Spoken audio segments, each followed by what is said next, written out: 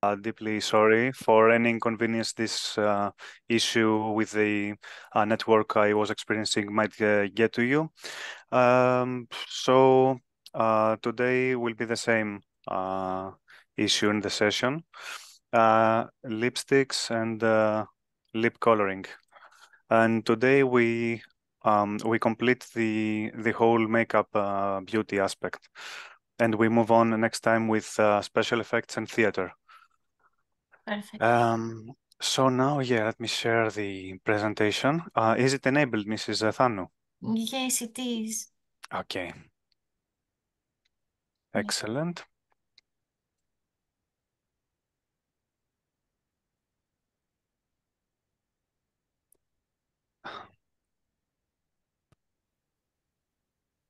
Perfect.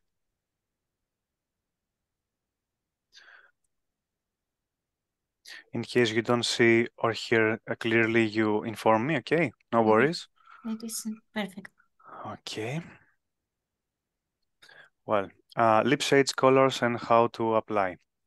In essence, lipstick serves as a versatile cosmetic product that goes beyond adding color to the lips. It particularly enhances facial features, it complements makeup looks, it boosts confidence overall, and also allows individuals to express their unique style and personality. Whether for everyday wear or for special occasions, lipstick remains a staple in makeup routine, worldwide, that being. The purpose of lipstick in makeup is to enhance lip color and definition, that being the color and lip shape, complete overall makeup look, express personal style and mood as we said before, provide hydration and protection, functional uses, that mean the longevity and the correction of the lips, and versatility in makeup artistry in general.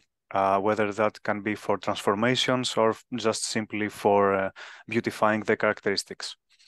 The purpose of lipstick in makeup serves both functional and aesthetic roles. It contributes to the overall look and the person's appearance. We have color enhancement because lipstick adds color to the lips, enhancing the natural hue or completely transforming the appearance with bold and subtle shades. So you can go either light with lipstick or heavy, bold.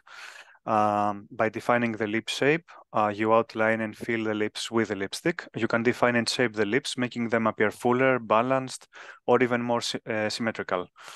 Now regarding the completing of the makeup look, it gives a balance and cohesion.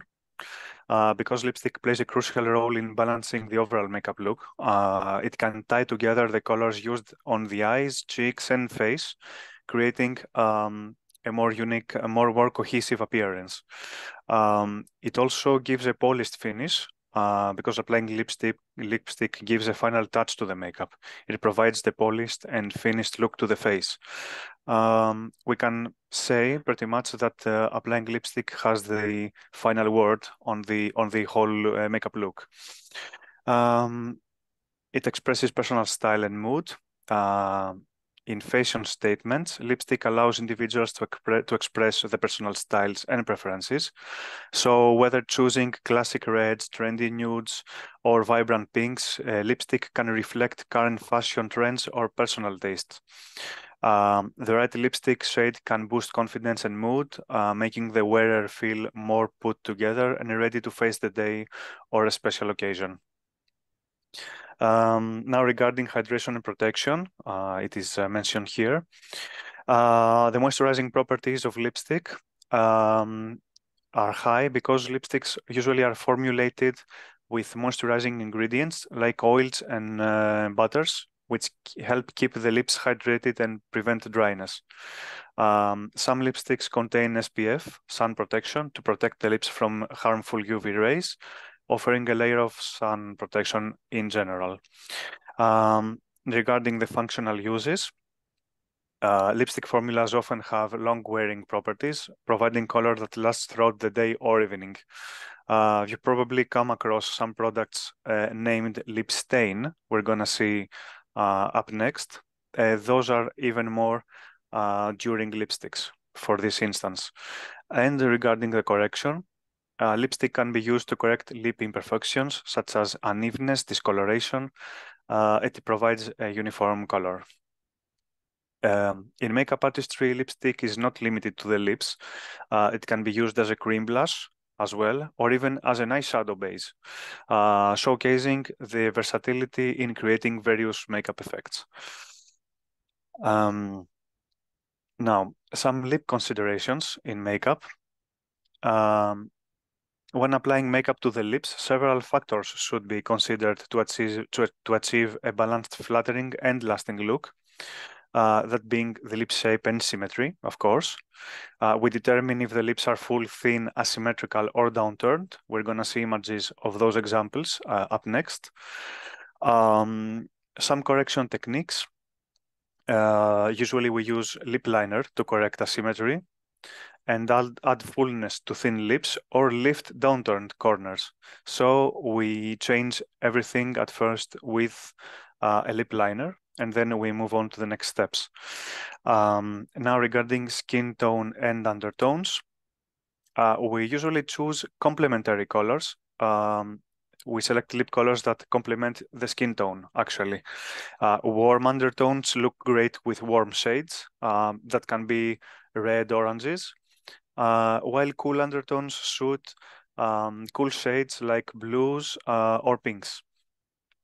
Regarding neutral shades, universally flattering shades can be nude, pink, or mauve and can be adjusted to match various skin tones overall. Now, regarding the occasion and lighting, we have day versus night, which is quite important. We opt for lighter, more natural shades for daytime and bolder, more dramatic for evening. This is the general theory behind the lipstick application. Now, regarding lighting, for photography, TV, or stage, we consider how the lighting will affect the appearance of the lip color. So we perform always a test under specific lights. Matte finishes are often best for bright lights to avoid shine, okay? And the reflection on the cameras. Lip texture and condition. Usually we exfoliate regularly the lips. We use a gentle lip scrub to remove dead skin cells to prepare the lips before the product application. And we always moisturize. We keep lips hydrated with good lip balm to prevent dryness and flaking.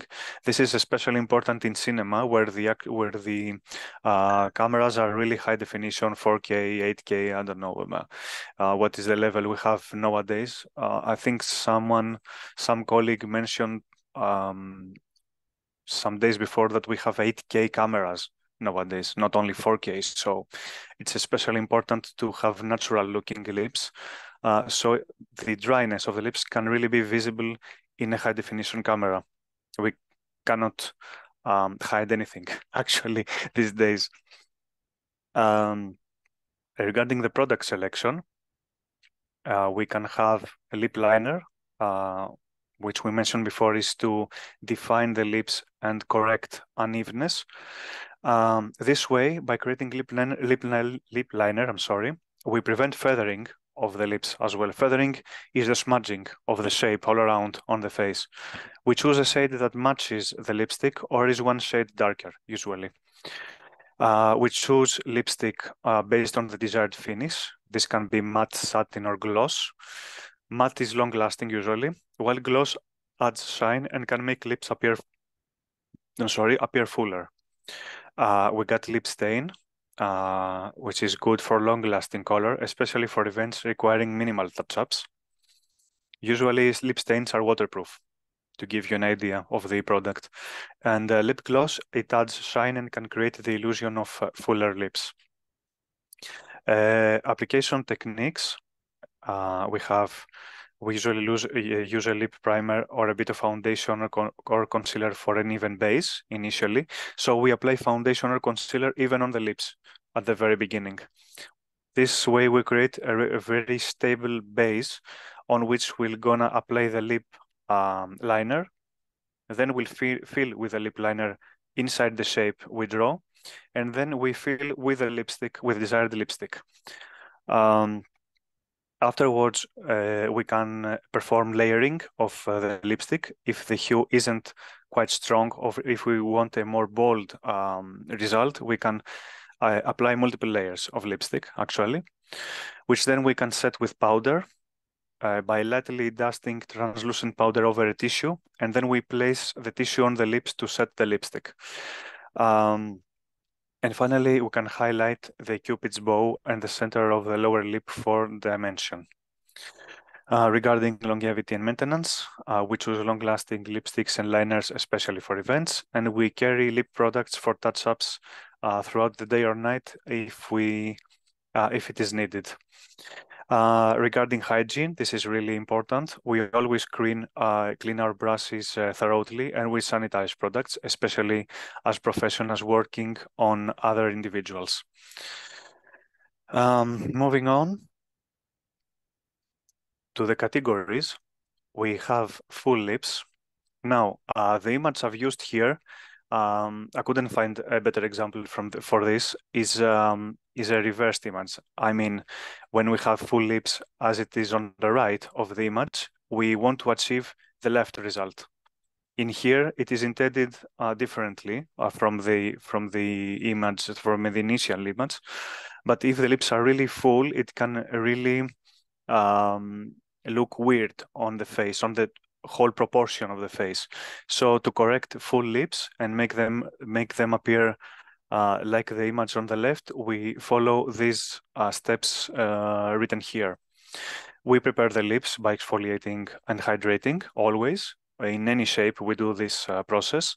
We outline with a lip liner, matching the natural lip color usually, and we line slightly inside the natural shape, not outside on the actual shape.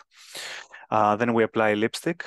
We choose a matte, semi-matte lipstick and apply it with a lip brush by starting at the center, and we work towards the edges, staying within the liner.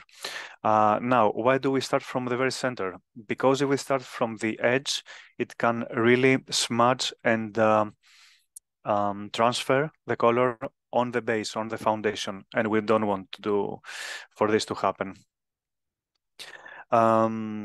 Now, then we blend and refine. We blend the edges of the lip liner with the lipstick together in order to have a uniform color. Then we conceal around the edges of the lips. We clean up mistakes and define shape. This can be done either with a small brush or with a Q-tip, an ear Q-tip.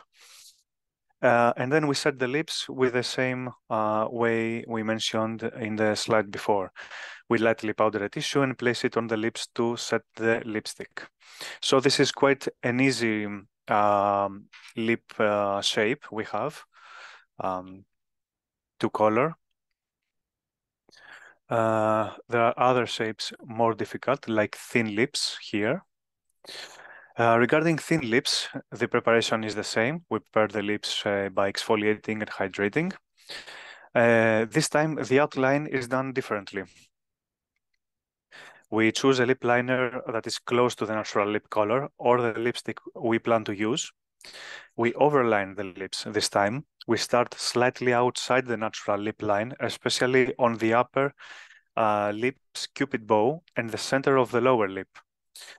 We remain subtle to avoid any unnatural look because we alter a natural shape, so we have to be subtle initially.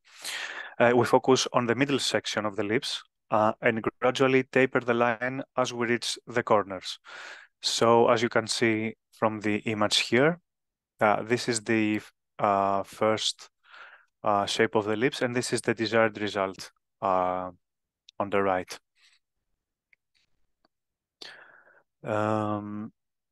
Now, we use usually a light or medium shade of lipstick with a glossy or satin finish because a glossy or shiny effect gives the impression of fuller lips. Dark colors are not advised in this instance because they can make lips look smaller. We usually brush for precise application or we apply directly from the tube. This is not advised if we are professionals working on individuals though. We start again at the center of the lips and work outwards as before. To add dimension, we highlight the center, we highlight the Cupid's bow, And we define the edges. To highlight the Cupid's bow, we use a small amount of highlighter or a light shimmery eyeshadow to accentuate and add depth to the upper lip. We define the edges using a concealer around the edges of the lips to clean up mistakes and refine the shape. And we blend well with a brush or sponge to ensure that the look is seamless. And the setting of the lips is done the same way as before, with lightly powdering tissue and placing it on the lips to set the lipstick. Now this will be even more meaningful with a video shown, with a video I'm gonna show here.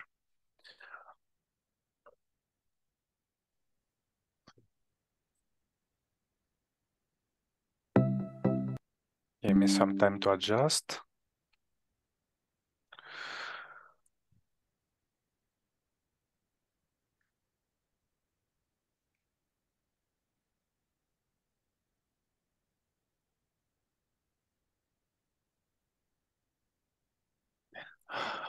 Are the cameras visible? No, think not.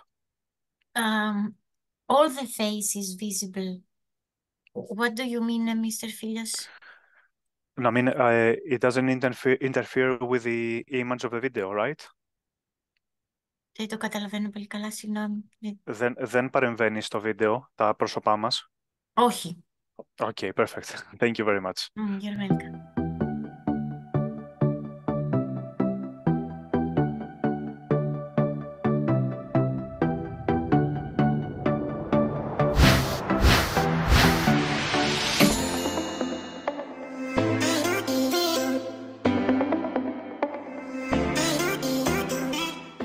Hello my dear friends and welcome to PG. Today I did not do any hand movement when I said that, I'm very proud of myself. Anyways, I have always wanted to do a video on how to properly overline your lips. Given the necessity for it, I have mastered that skill, I truly have. And also I have actually watched quite a few tutorials from Kylie Jenner's makeup artist, and he must know, Ariel, I think is his name. So there is actually quite a few steps to it and quite a few ingredients, I mean, all that stuff right here. Definitely more than people think. And today I want to give you kind of a guide of how you can do that without people straight away being able to tell that you've overlined. So that's what I'm going to show you in the next couple of minutes, and yeah, let's get started. What you need. In order to make your overlining appear supernatural, you need first of all a concealer along with a small rounded concealer brush. Then you'll need a lip pencil, and the color should be quite a few shades darker than your natural lip color, and you gotta make sure the pencil has been sharpened beforehand. Furthermore, you need a matte lipstick, and here it's crucial that you have one that really leaves an entirely matte finish, so matte liquid lipsticks are probably the best option. Then you need an extra small rounded brush to apply the lipstick, and finally you will need a bit of highlighter. Step 1. Create a clean surface with concealer. First of all, you want to apply some concealer on and above your Cupid's bow. Since the new lip contour will most likely be placed a few millimeters above your Cupid's bow, you need to create a new artificial one with concealer. Make sure you blend it out towards the two peaks below your nose to make the new Cupid's bow look even more natural. By the way, I only did half of my lips, so you can really clearly see the contrast of my natural lip shape and the overlined lip shape. Step 2. Outline the new lip shape. Then you start with the actual overlining. Most of the overlining should happen in the center of your lips at the Cupid's bow area. Towards the corners of your lips, you should avoid overlining too much because it usually doesn't look as good and you don't want to end up looking like Donald Duck. Also, I like to make sure the stroke is really thick and intense, and you will see why in a second. Step 3. Fill in with matte lipstick. Now it's time for my matte liquid lipstick. Matte liquid lipstick, especially the Kylie ones, are so dry that they hardly reflect any light. Which is great for overlining because they pretty much make our natural surface structure disappear. But for really natural looking lips, we want to bring a little bit of that contour back, and that's where the thick, intense outline stroke comes into play. I like to put a small amount of liquid lipstick on my brush and then apply it on the center of my lips and blend it out towards the lip outline. This way I have a slight gradual effect, but thanks to the brush I still have that precision that I need. If the stroke wasn't as intense, this wouldn't work because the liquid lipstick is so high coverage that it would just make the stroke disappear entirely. Step 4. Highlight the Cupid's bow. Last but not least, to improve the illusion of our new fake Cupid's bow, I like to apply a little bit of highlighter on there, of course again using a brush that's small enough to allow me the precision I need. The reason I do this last is because it's difficult to judge beforehand where exactly your new Cupid's bow will be placed, and if the highlighter is applied at the wrong spot, it might mess up the whole illusion. Most common mistake. Finally, I wanted to show you the difference between using a shiny lipstick or gloss and a matte one. I know a lot of videos out there about overlining and how to make your lips appear bigger involve some sort of outrageous use of lip gloss, but as you can see here, using a shiny product makes it way harder to hide your natural surface structure because the light reveals your real Cupid's bow. So if you want to really change your lip shape quite a lot, but you still want it to look somewhat natural, I think it's essential that you take the time to follow these 4 steps and most importantly, keep it matte.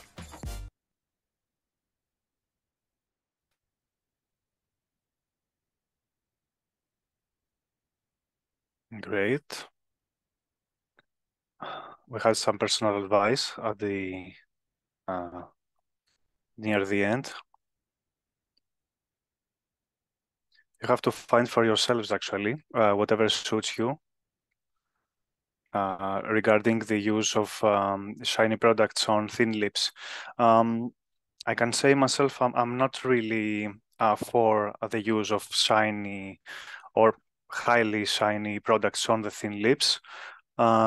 It's better to avoid them actually, or have a really subtle shine. Now, moving on to uneven and asymmetrical lips. This is a hard one. As you can see in the image, we have uneven and asymmetry. The preparation remains the same. The outline must be different this time. We select a lip liner matching the natural lip as before and the desired lipstick. We start usually with the lower lip by outlining the natural shape. We outline the upper lip then by carefully drawing a line outside the natural lip on the thin side, on the thinner uneven side, and maintain symmetry. Then we fill with a lip liner everywhere to create a stable base, and then we apply our lipstick. Well, again, we start at the center and work outwards, the same as before. We blend and refine. This is even more important here where we have unevenness. Then we can conceal around the edges and highlight to make the eyes not look on the issue of the lips. And we clean up mistakes and define shape as before. Then we set the lips again. Now something different in here. It's just everything is every important step is just the lip liner in this instance. How you draw the whole shape of the lips, how you maintain the symmetry, you could say. After that, you're free to fill with every color you desire based on the undertone and the skin tone. It's just you have to just correct the unevenness and the asymmetry.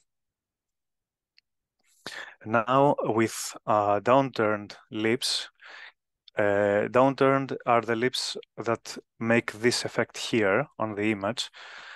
Here is the correction method in 4 steps. The initial shape is the one on top, and the desired effect we want to give is the one down below. We prepare the lips with the same way as the previous instances. We outline with a lip liner, choosing a natural lip color and or lipstick. We slightly lift the corners by lining the lips slightly above the natural lip line as we move outwards. This is the desired effect here. Then we fill in with a lip liner as usual. Then we apply our lipstick starting from the center of the lips and outwards.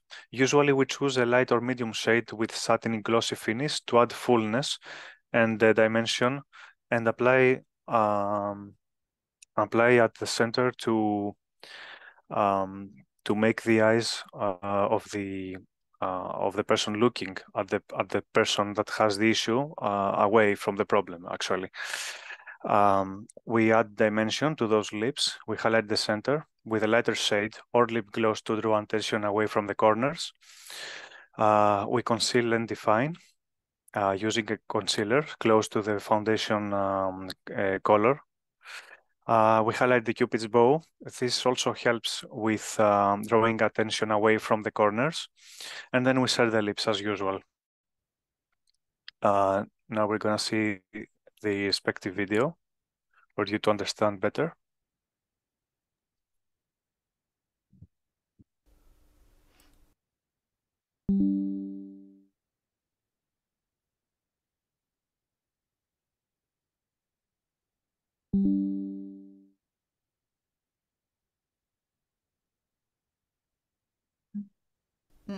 At the edges, where the lip sort of finishes, I then have some lines almost. It's the sides of my mouth actually go quite down, although the lips start a little bit further in, if that makes sense. So here, you can see the line finishes sort of here. I'm going to do this quite like over the top to start with. So that's where my sort of the lines, or where my mouth sort of finishes. So if I was to go all the way along the top lip and the bottom lip to that point, I would end up with a very downturned mouth. So I'm just going to show you, if I was to do that, what it would look like. If I was to respect the natural edges of my lip. Okay, we're just going to clean that up. Okay, so the bottom of my mouth is sort of there. If I was to go all the way there, along, I'm not overdrawing. Obviously, I know, you know, I usually overdraw my lips, but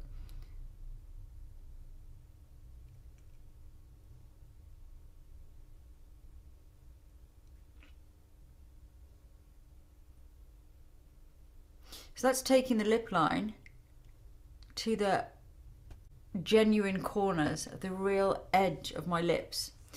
Another thing that can do it, I'm going to fill this in and you'll see the shape. Another thing that can really emphasize that is if you go very full on the outer corners of your top lip, almost like that 1940s shape, you know, this sort of Bette Davis where they used to really overdraw those edges, which can make the lip very heavy. So if I was to also, starting at the genuine corners, if I was to go more of a round shape, you know, it's not that far off my natural lip shape. It's only a small movement, but you can start to see when I fill this in. I'm just going to fill it in with pencil just so you can see the shape.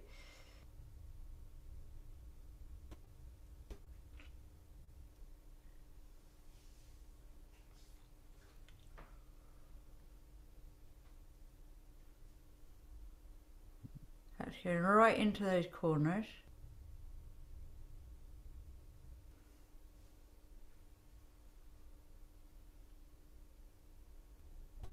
And then just finishing off painting those outer corners. So that's me tracing exactly the shape of my genuine lip, my lower lip. So the shape of my mouth from corner to corner on the lower lip, and going a little bit heavier at the outer corners of my top lip. And you can see these two things combined, when I stop talking, result in more of a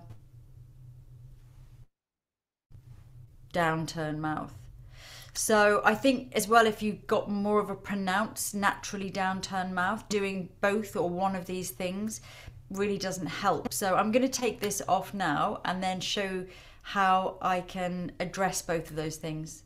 So how to not look sad wearing lipstick. And these tips apply even if you don't have a downturned mouth, because you can actually give yourself a downturned mouth just with lipstick. So here's how to avoid that. So what I'm going to do is where my lip naturally goes all the way to there, which is the downturn bit at the end, I'm going to use concealer.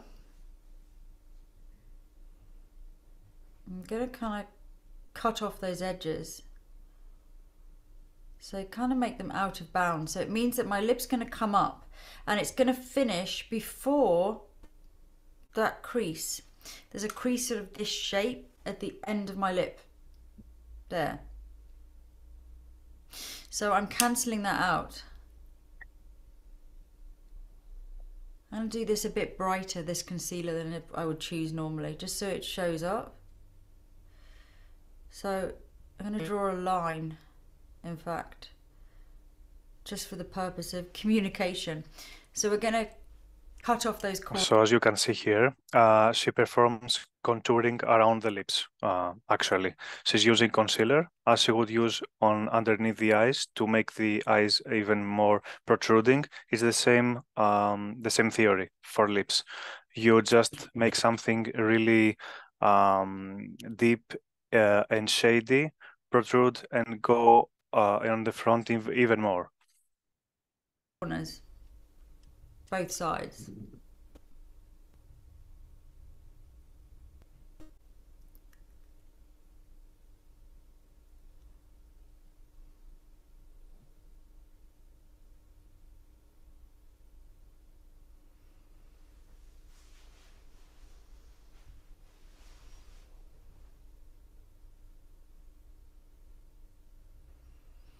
So that's this bit we're going to take out of bounds now. I'm going to put lipstick on just following my natural lip line to start with, but I'm also going to really be careful when I'm changing the shape in the way that I like to give my lips the look that I like, that I'm not going to overdraw the top of the outer edge of the lipstick. So starting with my lower lip, I am going to come inside, but I'm going to be on the inside. I'm not going to follow the edge of the lip. So I'm sort of cheating those corners, so I'm not involving them.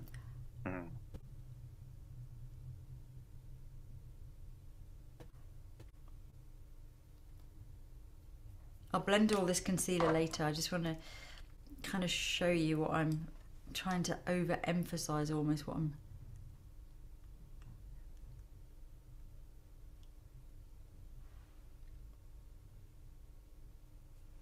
I am going to do some overdrawing on my lower lip as normal, but I'm just going to start by following my natural lip line apart from those corners.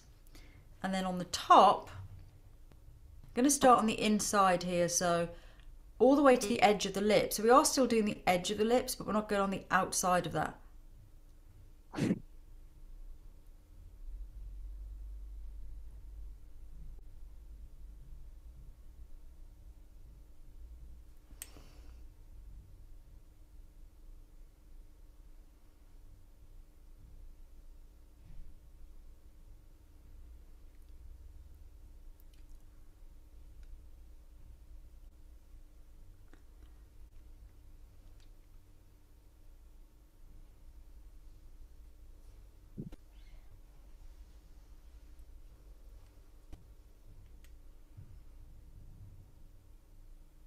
So I'm going to look in the mirror now straight on.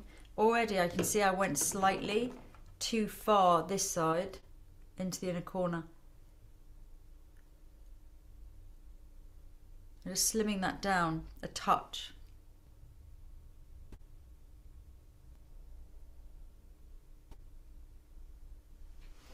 So what we've got now is that I haven't done my shape yet, but we've got my lower lip filled in with lipstick, but it's finishing before my downturn things there, my creases. I'm going to blend this concealer in. Then I'm going to do my shape. So I can still overdraw my mouth and I can still do all the things that I like to do, but I'm just being very mindful of those corners. So on my lower lip now, as I like to do, I'm going to smile and I'm going to overdraw in the center.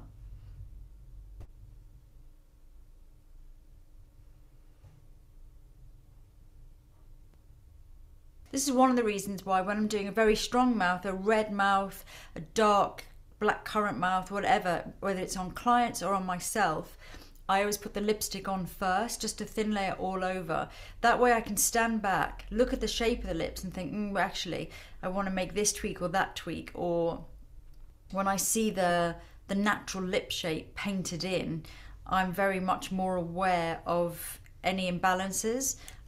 So I'm able to kind of step back and then create from scratch.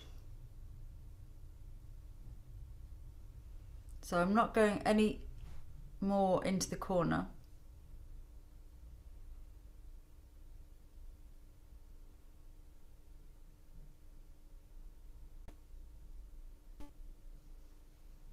And then for top lip, again, I'm not going right into that lower corner and then coming up immediately. I'm sort of scooping up.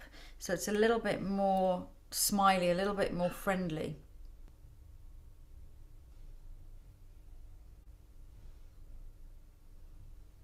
Still overdrawing, but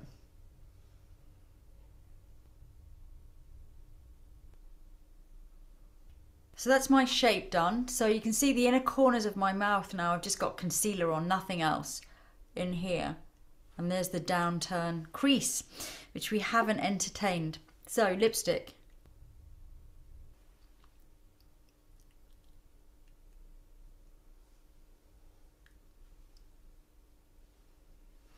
I'm just going to put on some blush as well. I'm going to use my lipstick. Someone's asking me also about this, using it. Yes, you can use it as blush. Sometimes I like to use it with a tiny bit of liquid highlighter. So I put a little bit of liquid highlighter on the brush, which also had the remnants of a little tiny bit of foundation as well. And I'm going to use that just to blend onto my cheeks. Just because sometimes with darker colours, red, it's nice to have a matching. I left this part of the video on purpose to see how you can combine the colors from the lips and the nearby places like the cheeks. It's really important if you have one product or if you're short of some products, you can actually use them on different areas of the face. This shade possibly couldn't be ideal for the eye, because if we put red on the eye, it makes them appear a bit tired. But for the cheeks, it can work perfectly, as you can see here. Blush, reds, etc. Sorry, I didn't finish my sentence. Just with the remnants of the lipstick, the same color.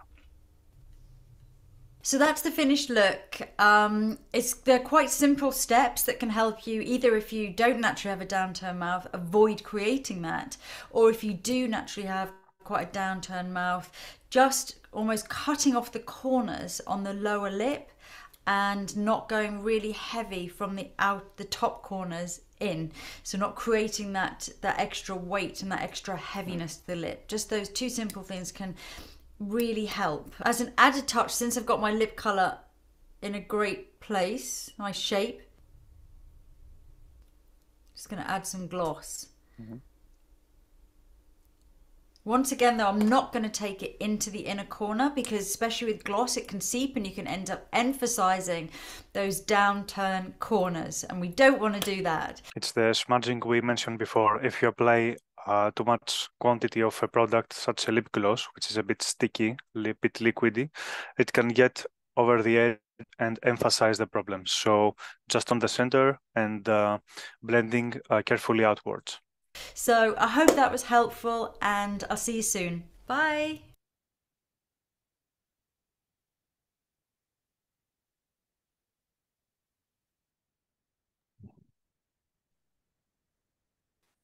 Well, I think this was the most helpful video of them all. And you'll be amazed to see in how many instances you're gonna need this technique. There are many people that have downturned lips, and it's a real problem in lipstick application. So it can become really a challenge. Now, how to apply lipstick in TV, film, and theater. We have some differences between the three mediums. The preparation is usually the same. We exfoliate with a lip scrub. This is especially important for cinema, where where everything we do is subtle. We hydrate by applying moisturizing lip balm, and we apply primer foundation over the lips. For cinema, in a really small quantity, or sometimes even not any at all. The application for TV and cinema, we choose the right lip product, long-lasting and highly pigmented lipsticks. No glossy finishes because it interferes with the cameras, as we said before. We outline the lip liner, matching lipstick and lip liner exactly the lip shade.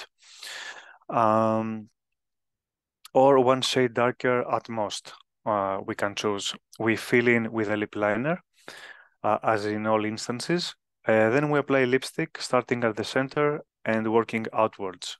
We apply a thin layer first, and then a second and a third onwards for longevity. We set the lips by lightly dusting them with a tissue or with a brush, but a really light quantity of powder. We can highlight the Cupid's bow. For me, for film, it's not really necessary, but for theater, it gives a great result. If you highlight the Cupid's bow, you can apply a small amount of highlighter to add dimension. And some tips for theater, specifically, we choose bold and long-lasting lip colors. So we're more free to experiment and apply really bold colors here. We use lip stains because of stage conditions, so we really need waterproof products this time. We apply multiple layers. Ideally, we can spray fixer spray between each layer, or we can apply a little bit of powder. It is a way to lock each layer one on another. We set the powder finally, and we highlight and contour accordingly. Then we have lip colors for different skin types, because you must be wondering, what is my color? What can I use on different skin types? We have some examples that are standard, but you are always free to experiment, of course, to see for yourselves whatever suits the individual or the model you're working on. So for fair skin tones, we have cool, neutral, and warm undertones for every category. For fair skin tones and cool undertones, soft pinks, rosy reds, berry, mauve, and cranberry are ideal. For neutral, we have blush pinks, peachy nudes, and light mauves. Mauves is a kind of purple for whoever doesn't know that. And warm undertones, we have peach, coral, and warm nudes or soft apricot. For medium skin tones, we got deep pinks, rich reds, berry tones, and mauve for cool undertones. Rose, soft berry, and peachy pinks for neutral undertones, and terracotta or warm reds, and even coral and bronze for warm undertones. For olive skin tones, which are more rare,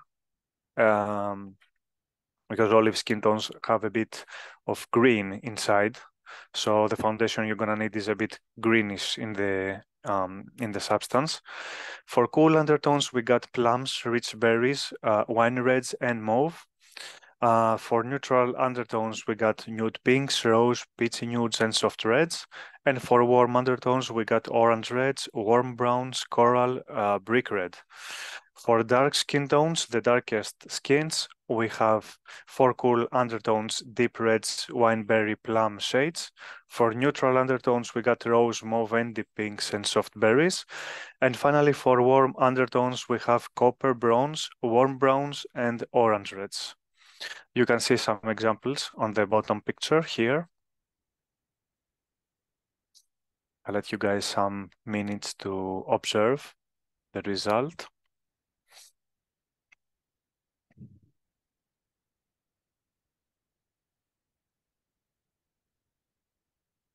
Okay, on the image shown here, there is a variety of lipstick hues and colors. Some are more subtle, like the one on the left. We have a really bold one on the right. These can be different occasions, actually, of lipstick application. It can be for evening, it can be for a movie set, it can be for red carpet. We have whole different instances where we need lipstick.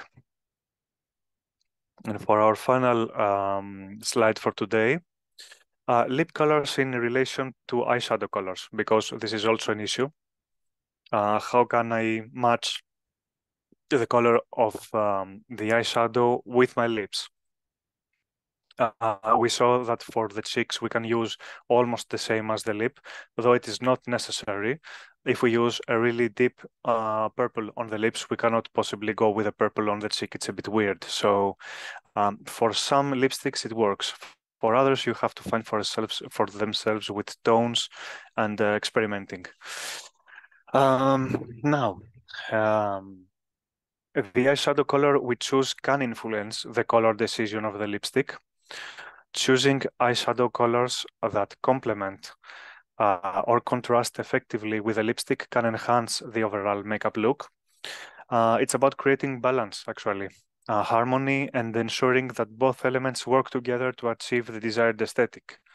So you always have to have in mind a specific look before you do the makeup. If you try to find it on the go, it will become a bit hard, especially if you're inexperienced. Experimenting with different combinations and considering the skin tone, which is crucial, and personal style as well, will help you find the perfect match for the makeup routine. Most of the times, though, the selection of the lip color is highly caused from the outfit. So if an individual has a specific outfit she wants to wear, you're already in a good way to determine the color of the lips. Regarding color harmony and balance, we choose lipsticks and eyeshadow colors that complement each other, that can create a harmonious and balanced makeup look. For warm tones, if the eyeshadow leans toward warm tones like gold, bronze, or warm browns, consider the use of lipstick shades like peach, coral, warm reds, or even a matching warm brown. For example, for cool tones, if the eyeshadow is cooler, with shades like blues, purples, or cool grays, we usually choose a lipstick in cool tones like mauve, berry, plum, or even a deep cool toned red. Regarding the intensity and contrast, we pair a bold eyeshadow with an equally bold lipstick to create a striking look, but this is not always the desired effect. Usually, if you use a bold eyeshadow, you use a more subtle lipstick. If you use a bold lipstick, you use a more subtle eyeshadow. That's the theory behind the balance between the two. For example, you can have a dramatic smoky eye, in dark shades that might be balanced by a deep red or a plum lipstick. This gives a really striking and dramatic effect. For low contrast, on the other hand, you can have subtle or natural eyeshadow colors that can be complemented by softer lipstick shades to maintain a more natural and understated appearance, you could say. And for the overall makeup look, you consider always the theme or style we want. We consider the overall theme or style you want to achieve with the makeup in general. I mean, for example, a monochromatic look where both eyeshadow and lipstick are in similar tones, they can create a really cohesive and polished, elegant appearance. We then have different occasions. The event or occasion you're attending can also influence the choice. For formal events, you might choose classic combinations of colors, while for creative or artistic settings, you might experiment with bolder color choices. So, for example, if you want to go to an art gallery, you're free to use mauve, blue on the lips. You're free to do anything. If you're gonna be on a red carpet, you can match the lipstick with the red carpet using a red lipstick. So you always consider the occasion you're going. And then we have some practical tips because we test in natural daylight. We always test makeup in natural light to see how the colors interact and appear on the skin. Of course, if we can, not if we are in a studio and we cannot see it with our eyes. We balance the saturation. We ensure that the intensity of both eyeshadow and lipstick colors is balanced to avoid one overpowering the other usually. Although even this is not quite the case, you have to find the balance yourselves, judging from the skin tone and the use of colors, actually. The one can overpower the other, but not in a really dramatic way. You use lip liner that matches or complements the lipstick always at all times to define the lips and prevent feathering. And then we got some color example combinations of eyeshadow with a lipstick.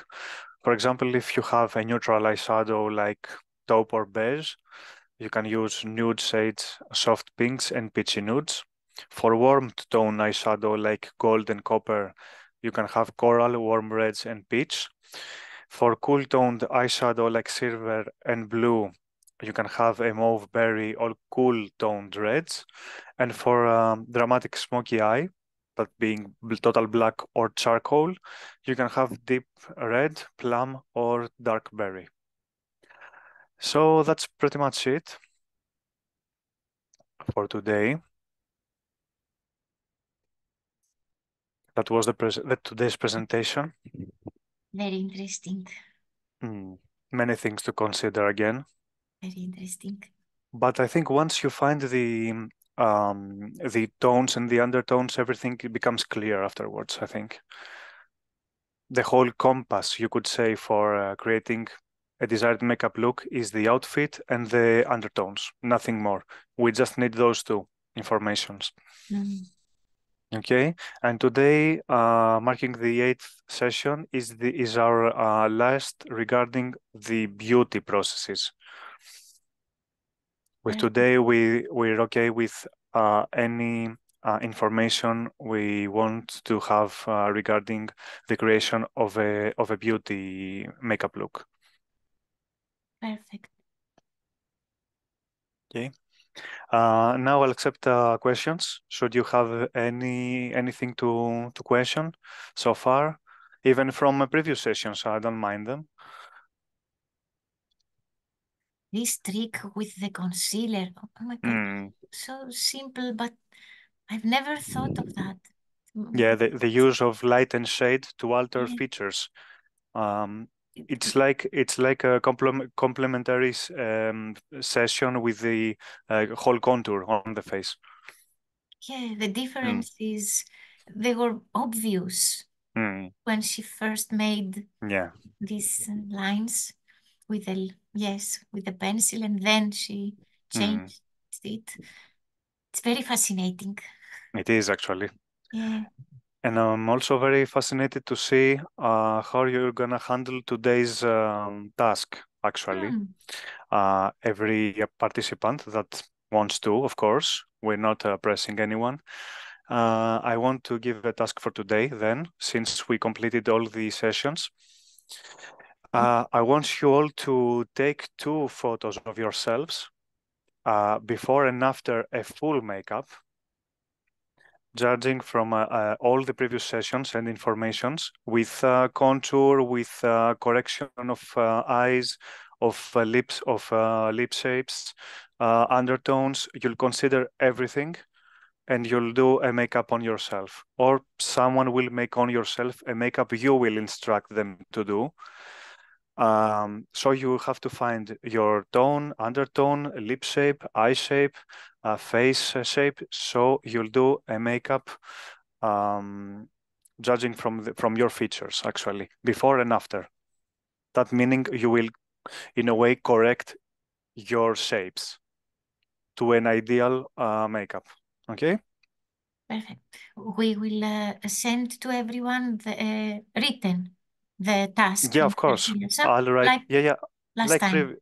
I'll write. I'll email to Theatre to Aeroplio the whole issue, the task, and then you'll forward it to every participant to send it to me afterwards. Okay, yes, of course. Okay.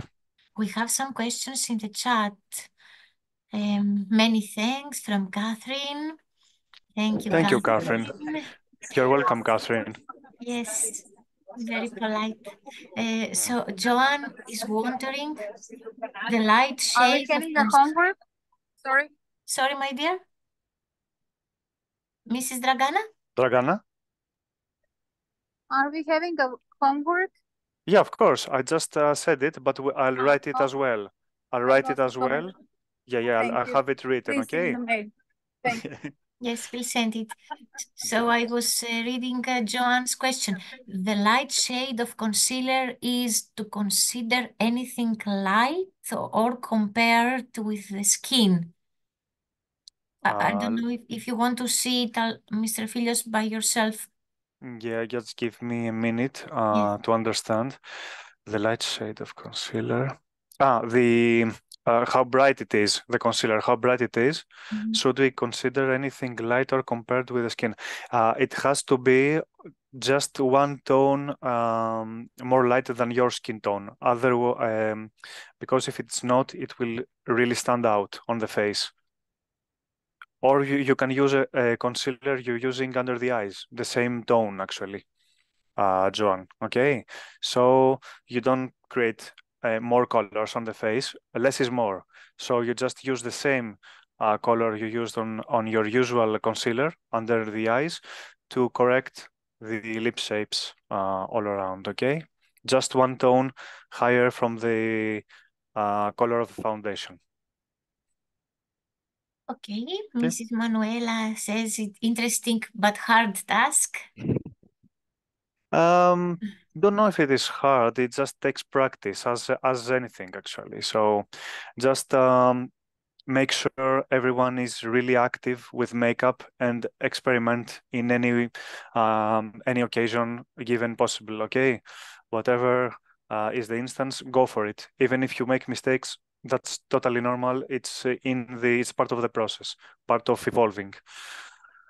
Yes, that's right. So John's okay. All right, noted, says Mrs. John. Mm-hmm. Perfect. Other questions? I think you have everything in your disposal to be able to create your look, your correcting look, and your flattering look as well. The correcting one is the flattering one as well. Yes. Don't try to be really bold with the look. I just really want you to understand the colors mostly. I don't want a transformation actually from you. I just want you to give the best version of yourselves based on the skin tone, your shapes, and your attitude. Of course, you can your personal type. You can put some colors you believe are really complementing you. Yes, we have more. Joanne says something about the blush, Mr. Filios. She needs more explanation. About the blush, I need more explanation with what the lady in the video used. The lady in the video used the same color as the lipstick, but she combined it with a primer, I think.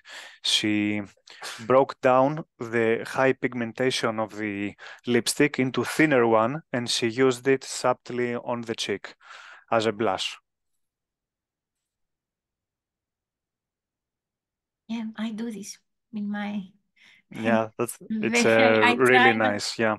And the ladies of old times, my grandmother loved to do this.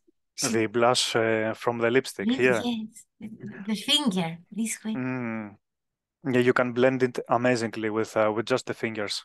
Yeah. And you don't even need to powder your face too much. Yeah, to be exact, women just need 3 products in their kit: mascara, lipstick, and probably concealer. Nothing more. I think those 3 are the most important ones, actually. With this, you can make so many things, yeah. Concealer. I now I discover I have a question. how important it is. I will go to buy for sure. I Okay. never use, honestly. I can recommend you a really Thank- nice one, a light one, but thank that you. has really good pigmentation. I need it. Okay. Who was it, Dragana? Was it you? You wanted to ask something? Yes. Yes, Catherine. Catherine, it's Catherine. Yes, thanks for today's lesson. That I came in a bit late, but I'll go through the video. Okay. For something simple, because I'm more of the natural nature of the person. So I wanted to do my everyday makeup activity, like, but I keep it natural. Can I use foundation, probably under concealer? Because the last time I used concealer, I think it was too dark for me, just like the way you've explained. So I have to get that is one light or two lighter than my skin. So Exactly. Can I use concealer and the foundation so that I remain that natural? Yeah, of course. You can use a foundation that is 1-2 tones lighter, or you can combine not a simple concealer with your foundation color. You can combine them together. Yeah, you can combine them together and put it under the eye. Yeah. I put all over the face or under the eye to cover the shades. Where you apply the concealer, you mean? Mm-hmm. You apply it under the eyes to cover any dark circles or some protruding effects, probably. Mm. Okay, But thank you. you have to go really subtly, since you want to create a more natural look from what you say. You have to be really subtle with this. Don't go bold. Just choose two foundation, one for your winter skin tone and one for your summer skin tone. This is the best example, the best idea to have two foundation, one for winter, one for summer. You can use for summer the foundation of the winter under your eyes as a concealer. For summer, we have in Africa we have summer and winter. I don't know. I can't tell. We have more sun and then probably rainy seasons. So I don't know whether that's what you mean. Yeah, I think that's it. If I'm correct from what you're saying. Okay. Thank you. I will do that. Then, in case of something, I will send you an email. Thank you so much. Yeah, of course. Okay, can't wait for your email then. You're welcome. Thank you, Catherine. So John asks, can such color, red, apply to dark skin? Of course, it really complements dark skin. I've done it myself with deep red on dark skin, but to be exact, more purplish shades are even better for dark skins. Okay. Whatever shows on the skin, because you can use a lipstick that doesn't show on a dark skin. So you have to find for yourselves if it's okay, if it reads on your eyes and the camera. Yeah, Milka, please. Can you also recommend to us good concealer? I really like the concealer from Radiant. It's the Radiant concealer. I think it changes from tone to tone. I cannot propose just one shade. It's just the Radiant concealer, it's called. I'm not quite sure. I think they have one kind in Radiant. Illuminator concealer, I think.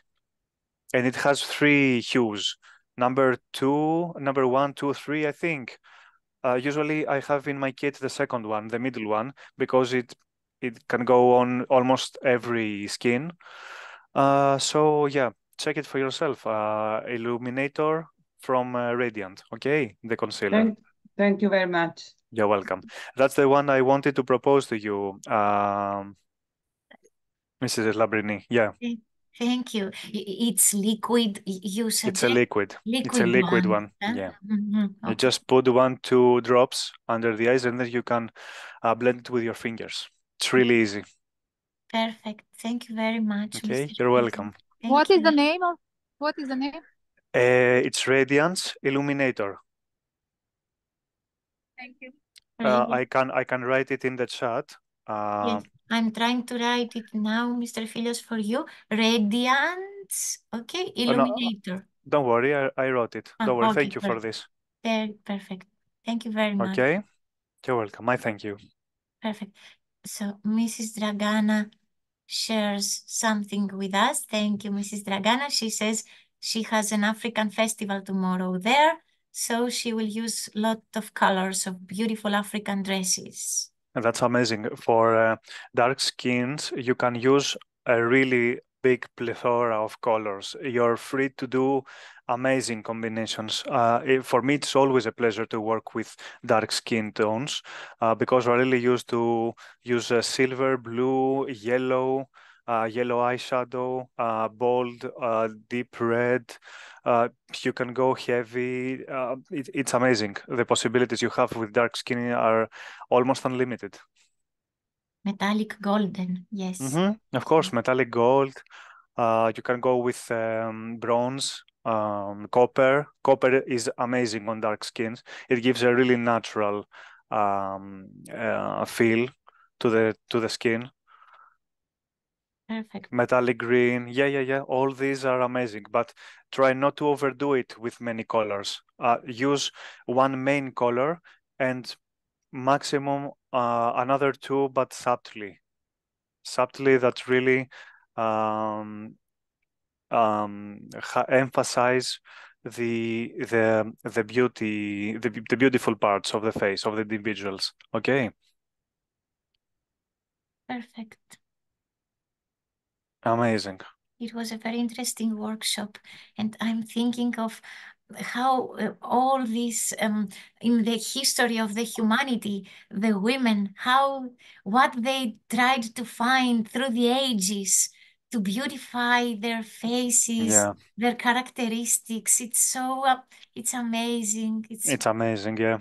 Fascinating. I don't know all if over you the world, some different beauties and yeah. Something really bold for us here can be really ideal for another civilization. Actually, it's amazing the variety you can have. India, for example, the geishas in Japan. For me, it's amazing. Makeup is like traveling all around the world. It's it's global art, you could say. yeah. In ancient times here in ancient Athens, Mr. Philios, I read, but I forget them all the times. They used something like carbon, I said, right, to paint the eyes. Yeah, usually they used the substance called coal. It was like the smoky eye we have today, but they used it from charcoal or substitutes of this. Yeah, all around the eye.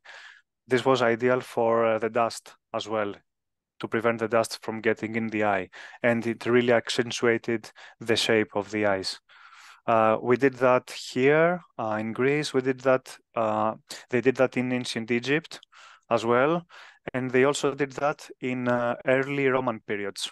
So yeah, many practices we can see applied worldwide with different materials, but the same techniques and the same desire to inspire and be, how can I say that, impressive on the eyes of other people, actually. Make an impression. Yes, I'm thinking of Cleopatra now. The makeup. What did she use to paint the lips?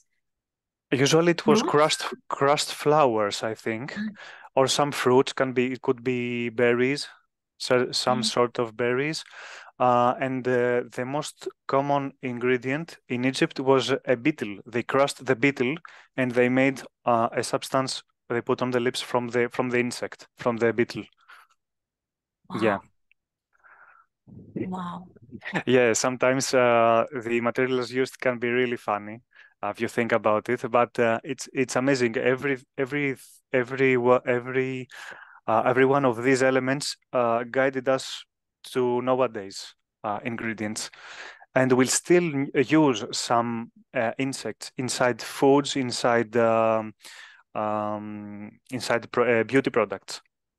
They still exist, but they are processed even better than in ancient times. Yeah. Yes, indeed. Or they change the names in order for us not to understand that they have a beetle inside us, inside the ingredients. Yeah. So everything is more hidden nowadays, what they use for products. Thank you very much. Yes, Mrs. Dragana, we will send the task by mail. We'll send the task, yeah. And no, we do not. You do not have to explain the process. I just want to see the before and after, and I will comment on each photo what went wrong and what you should take in consideration next time you do a makeup on yourself. Okay? Because we always it's better to start from ourselves and then go on individuals to paint, to do a makeup. You will answer Mr. Filios after everybody sends the task to you. You will answer with one answer for all, like last time, or you won't answer? No, I'll have to answer each one individually this time. Okay. Yeah, because it's different tones, different faces, different shapes. Yeah, so I'll have to answer each one individually. So this will be the big task for all those sessions. I don't think we'll have a session in special effects. These are quite special things you don't need to take care of right now. Just to have an idea. We'll just go through them to have an idea. But this is the big task, okay, through the session. So you'll take the time to do it, and I'll take the time to answer to you in precision, okay? Okay, so the deadline for the answers is till 2 next weeks. Friday? 2 weeks. 2 weeks. 2 weeks. Okay. Oh, I'll write this to the email that they have 2 weeks, all the participants. Okay, perfect. So what else? Anyone else wants to say something, share something?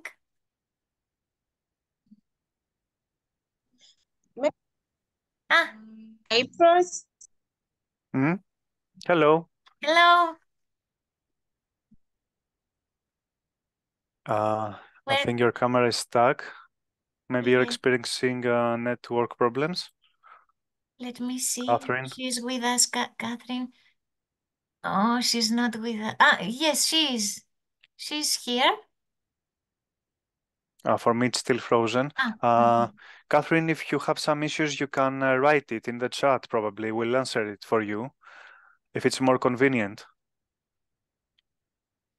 If you hear us.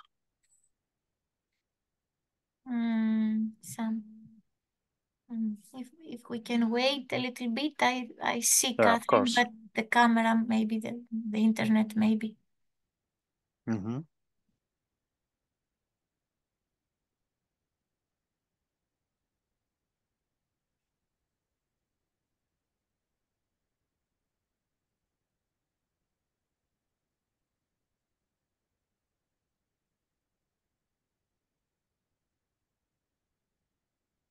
I see she left the meeting. Yes, probably the internet. Yeah, probably network issues. Yeah. Yes. So, okay, this a difficult time to say goodbye again. I think, Mr. Filios, do you want to say something more? No, that will be for today, I think. It's already too much to process regarding lips and other elements from the previous sessions, and the task combines everything together. So you have a difficult task ahead of you, and then next time, once you do the task, you'll be free to enjoy the theater and special effects for cinema sessions, the two remaining. Perfect. Which is my field of profession, my specialty actually, and I really enjoyed it. Yeah. Can't wait. Me too. Perfect. So, thank you everybody. Thank you everybody very much for the company. You are all great. So, Mr. Filios, you are great too, and we thank you very much. Thank you so much for your nice feedback, and you're more. great too, really.